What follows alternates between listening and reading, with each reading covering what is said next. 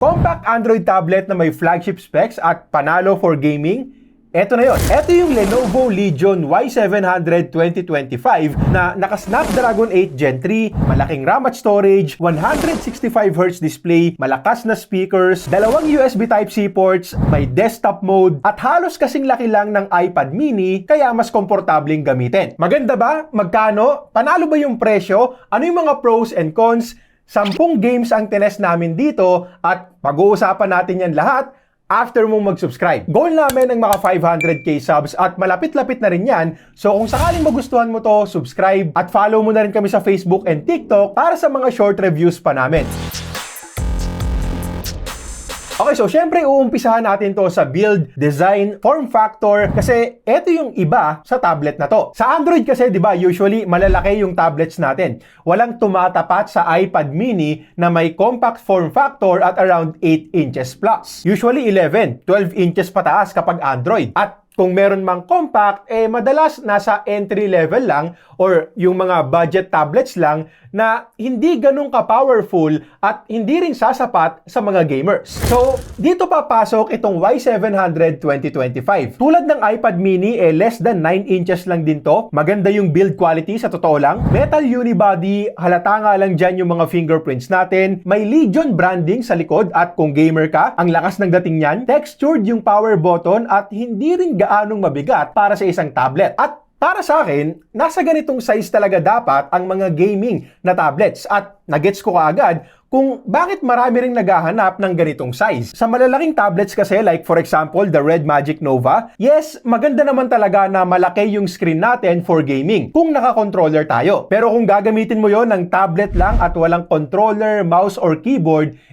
hindi talaga siya komportabling gamitin. At mahirap ding abutin yung mga on-screen buttons dahil nga malaki. Dito hindi problema yung ganun. Mas madali kong naaabot yung mga on-screen buttons at hindi rin gaanong nakakangalay kapag maglalaro ka ng nakaganito. Pag malaki or medyo mabigat kasi yung tablet mo, kailangan mo ng table or patungan ng braso para hindi ka mangalay. Sa mga gaming features naman, hindi makukulangan yung mga hardcore gamers dyan. Sa software side, meron tayong quick gaming settings. Slide lang tayo dito sa bandang left side. Meron tayong 3 performance profiles dyan. May system monitoring like FPS counter, may voice changer sa mga may trip nyan, at meron ding built-in key mapper na useful sa mga games like Genshin na walang native controller support. Also, syempre, present din ang bypass charging. So, kung maglalaro ka ng matagal, pwede mong gamitin ng nakasaksak nang hindi nag-aalala na baka masira yung battery mo. Again, dalawa rin yung USB Type-C ports dito para kung maglalaro ka ng naka-landscape, walang nakaharang na kable sa gilid at pwedeng dito na lang sa ilalim. Speaking of ports, USB 3.2 Gen 2 yung isa dyan na may support din for external display hanggang 4K 60Hz. Tapos hindi lang din mirror mode yung kayang gawin. Pwede rin yung extended mode. So kung gusto mong bumuo ng isang desk setup dyan, pwede rin. And yung placement nga rin pala ng speakers natin,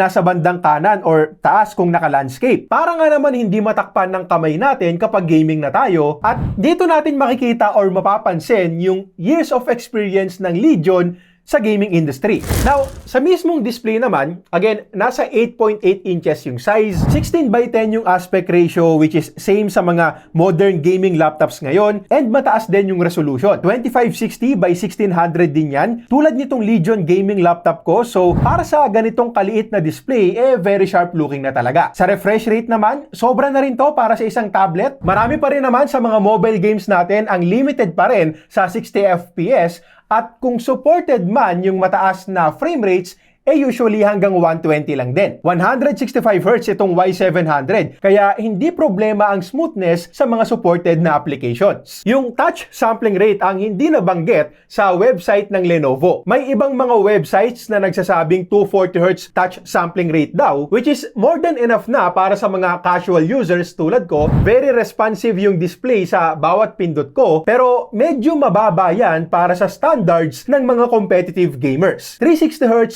480Hz pataas, yung ideal para sa kanila. Typical brightness is 500 nits. Same typical brightness yan sa iPad mini at hindi naman ako nakulangan sa brightness kahit nung ginagamit ko outdoors. Wag lang syempre yung tipong itatapat mo talaga sa direct sunlight. Sa picture quality naman, wala rin akong marereklamo kasi kahit na IPS LCD panel lang at hindi AMOLED, maganda pa rin yung colors. Hindi siya yung inky blacks talaga pero deep blacks na rin. Eto siya kumpara sa Red Magic Nova. So maganda pa rin panoorin ng videos and naka-widevine L1 na rin. So full HD resolution kapag nanonood ako sa Netflix. At speaking of Netflix, kahit na mas maliit na tablet to, hindi dapat minamaliit yung speakers. Kasi kahit hindi siya tulad nung iba na naka-quad speaker setup, malakas at maganda pa rin talaga yung tunog. Actually, mas nagustuhan ko pa nga to kumpara sa quad speaker setup ng Red Magic Nova. Eto na lang din yung short sound test para magka-idea kayo.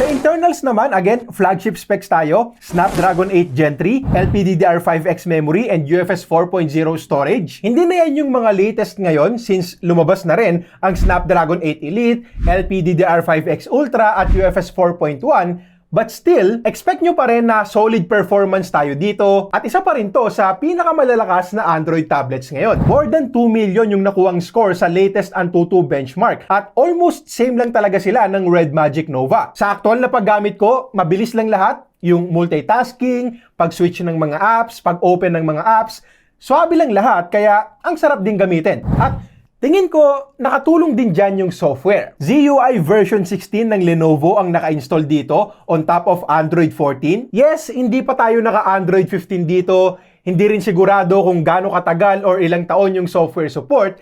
Pero ang good news naman, naka-receive na ako ng ilang updates. Security patch dito, updated na rin sa November 2024. At pagdating sa mismong interface, ang ganda rin ang ginawa nila. Very user-friendly yung interface, madali lang i-navigate. May mga multitasking features din, syempre, like floating windows and split screen. Tapos meron pang desktop mode kahit hindi kabitan ng external display. Take note nga lang na China ROM to. So pagkabukas mo nito, walang Play Store at marami ring pre-installed na Chinese applications. Halos lahat pwede mo namang i-uninstall. Actually, kahit yung ilang mga system applications nila like calculator, pwede mo ring i-uninstall at palitan na lang ng Google Calculator. Hindi natin i-discuss masyado dito yung step-by-step process para ayusin to. Hahaba tayo masyado, pero sabihin ko lang na may na-encounter akong problema nung in-installan ko na to ng Play Store. At ang ginawa ko para ma-resolve, enable at disable lang natin tong Google Basic Services. May dalawang China ROM phones pa ako dito, hindi ko kinailangan gawin yan. So, shinare ko na lang din para makatulong sakaling ma-encounter nyo rin. Unfortunately, sa ngayon, wala pang global version itong Y700 2025 at hindi rin ako masyadong umaasa na magkakaroon kasi pangatlong version na to. Yung unang ganito, 2022 ni-launch, nagkaroon ulit noong 2023 at lahat ng yon walang global release. Sana magkaroon ng global itong 2025 kasi ang gandang tablet nito at tingin ko marami-rami din ang magkaka-interest dito pero sa ngayon, wag na lang din muna tayong umasa. Wag mong subukan. Para hindi rin tayo masaktan. At para naman sa inaabangan nyo na gaming performance, 10 games ulit yung sinubukan namin dito. Kung gusto nyong mapanood yung mas mahabang video ng bawat game test namin, i-upload namin yan sa Game vs. Phone channel natin. Link sa description, subscribe na rin. At tulad ng inaasahan, maning-mani lang yung mga games na hindi naman ganun ka-demanding. HOK, 120 FPS on average. Wild Rift, ganun din, 120. Sa Call of Duty, binibigyan tayo ng mahigit 120 FPS. So, pumalo ng 123 FPS on average yung multiplayer mode. Pero 90 FPS lang yung limit sa VR mode. PUBG Mobile, 118 FPS. Tapos itong Mobile Legends naman, unfortunately, walang ultra settings. Kaya limit lang yung tablet natin sa 60 FPS. Ngayon, sa mga graphic-intensive games naman, syempre sa agarang settings din tayo. Genshin Impact, 60 FPS on average. Wuthering Waves, 57. Nakaka-encounter tayo ng pasulpot-sulpot na frame drops dyan. Farlight 84, sinet ko sa HD graphics para ma-enable natin yung extreme frame rates at nakakuha din tayo dyan ng 119 FPS on average. Solo leveling, hindi ganun ka-consistent, so pumalo lang tayo ng 51. Tapos nag-run na rin ako ng PS2 emulator. Sinubukan ko ang 5x native resolution sa God of War 2 at hindi kinaya, which is understandable naman. Sobrang bigat nun. So may mga parts na naglalag kaya binaba ko na lang yan sa 3x native at dito tayo nag-stable 60. Bumababa lang ng 30 kapag may mga cutscenes pero sa game na kasi mismo yan. Tapos pagdating naman sa thermals, may malaking vapor chamber din para sa cooling system nila syempre. At ito yung temperatures na nakuha namin. Minimum of 30 minutes yan kada laro. So medyo nag-init lang dito sa Genshin, Wuthering Waves, and PS2 emulator pero solid pa rin yan since hindi naman tayo umabot ng 45 degrees at almost same lang din yung thermals na nakuha natin sa Red Magic Nova na may built-in cooling fan at heat pipe sa loob. Sa usapang battery, 6,550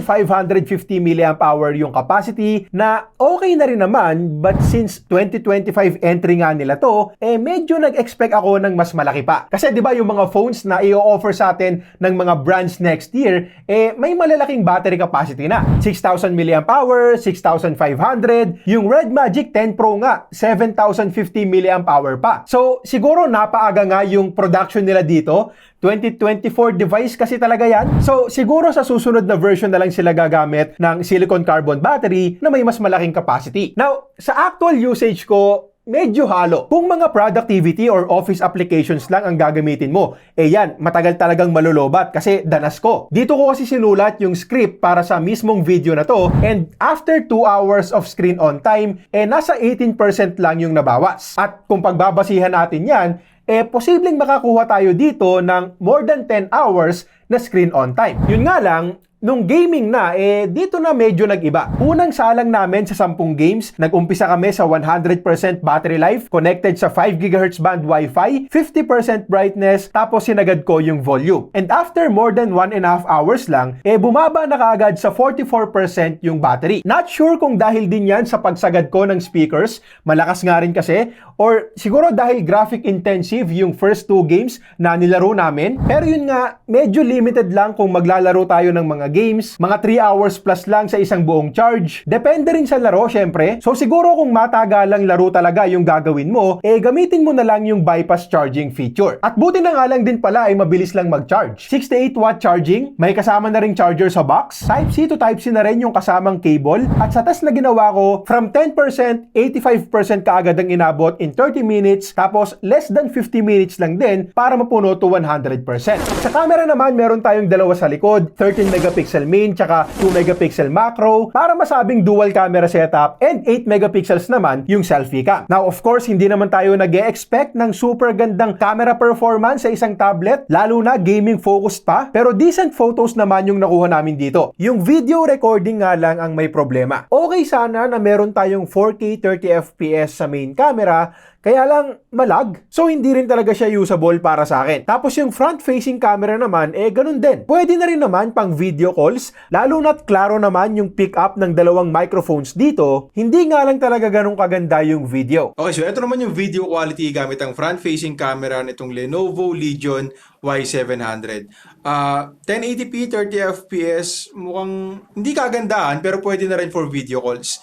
Medyo malag nga lang sa nakikita ko sa ngayon, pero tingin ko okay naman yung microphone. Let me know na lang din sa comments. Gamit ko yung dalawang built-in microphones. Other features pa, panalo yung haptic feedback, strong vibrations, at tulad nga lang sinabi ko kanina, dito ko tinype yung script para sa video na to, at hindi ko yan pagtsatsagaan kung pangit yung haptics. Okay, so nabili ko tong Lenovo Legion Y700 2025 sa Lazada. Tech Code yung pangalan ng store. Hindi sila under Lazmall pero 3 device na rin yung nabili ko sa kanila at all working naman. So ilalagay ko na lang din yung link dyan sa my description. Nasa 25k yung 12256 variant, 30k naman yung 16512 at ganyan din yung binili ko. Tapos meron ding kulay white na 16512 na mas mataas lang ng konti yung presyo. Mabilis magbago yung presyo, so check nyo na lang ulit kapag bibili na kayo. Pero bago kayo bumili, pros and cons muna tayo. Para sa magagandang bagay dito, solid performance. Flagship chipset nga rin kasi, so hindi makukulangan yung mga gamers dito, tapos maganda pa yung thermals. Maganda rin yung display, panalo yung speakers, yung mga gaming features andyan din, mabilis mag-charge, battery life, again, depende. Goods for casual use pero medyo kapos ng konti kapag gaming. Maganda yung build, maganda yung design, at syempre main selling point din yung compact na form factor. Again, sobrang bihira or actually wala nga rin akong ibang alam na 8 or 9-inch Android tablet na may ganitong klase ng performance or specs. However, consider nyo rin tong mga cons na sasabihin ko bago kayo bumili. Walang micro SD card slot, so mas maigi kung yung 512 gigs na lang yung kukunin nyo. Walang headphone jack, walang fingerprint scanner, which is a bit disappointing sa ganitong price. Yung video recording hindi rin maganda. Touch sampling rate kapos din sa mga gamers. Though, I don't think na ito yung device na dapat sa'yo kung competitive ka kasi phones ang ginagamit sa mga tournaments,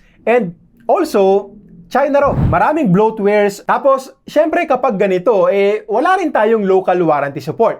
Kung pagkabukas mo, defective na kaagad, tapos may video ka, yan, madadaan pa natin yan sa Lazada for refund. Pero kung nasira siya after weeks or months of usage na, bihira mangyari, pero sakaling matsyempuhan ka, ipapadala mo pa to sa China or sa seller, ipaprocess nila doon, ibabalik sa'yo at ikaw ang sasagot ng expenses. Ngayon, kung mapagdesisyonan mo pa rin bumili, hindi naman kita masisisi. Kasi kahit ako, gustong-gusto ko tong tablet na to, gandang-ganda ako sa tablet na to, ang ganda rin ng presyo, at so far, no choice din naman tayo. Dahil nga, wala namang global version. Ipapaalala ko na lang ulit sa'yo na i-consider mo yung parehong pros and cons. Okay, so yun lang muna para sa ngayon. Kung nakatulong tong video, subscribe. Links kung saan ako bumili, nasa description lahat. Kung gusto mong makita yung review ko para sa Lenovo Legion Go, click mo lang to. At para naman sa kalaban nito na Red Magic Nova, click mo lang to.